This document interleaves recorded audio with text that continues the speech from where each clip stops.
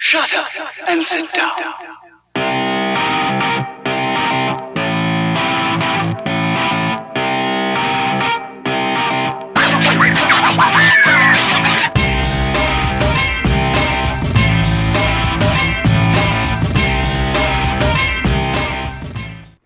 Yo, people, welcome back to another hardware review, and we are back with Geek Vape. I don't know what I'm showing you this for because that's the reviewer's packaging. We're taking a look at the Wenax K1. It's the next one in the line. We've already looked at the C1. Go and check the playlist out, you'll be able to see this. And this is the K1. Yes, pod kit.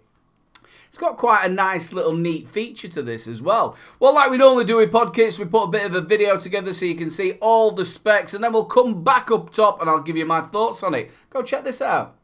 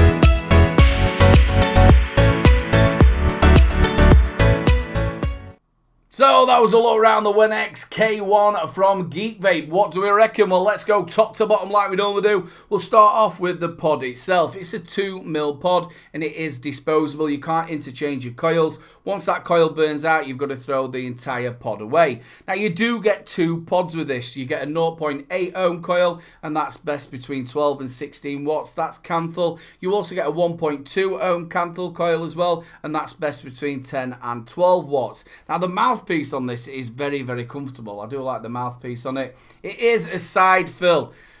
Not the greatest of side fills. It's a nightmare to open and it's also a nightmare to close. Quite a few times I thought I've closed it down and it sort of sits on the lip as it slides into the pod itself.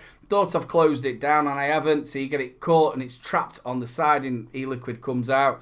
So yeah, the filling mechanism on this isn't the greatest. Now I've got the 0.8 ohm coil in here. What about the flavour? What about the clouds?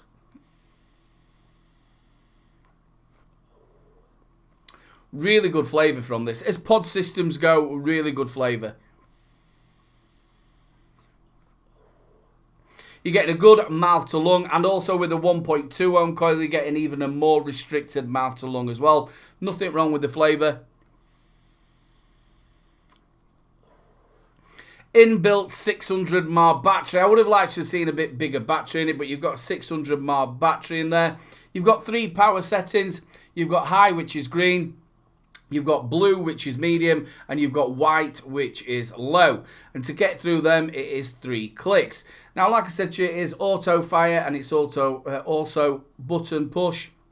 No drop off on the auto fire as the battery's going down. Sometimes you get that with pod systems.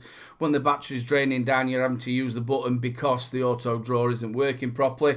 Also, it's got a pretty neat feature. So it's 5 clicks on, and then if you press 5 clicks again, what it does, it'll go through all the lights. So that has now turned off the button push. You can now auto draw.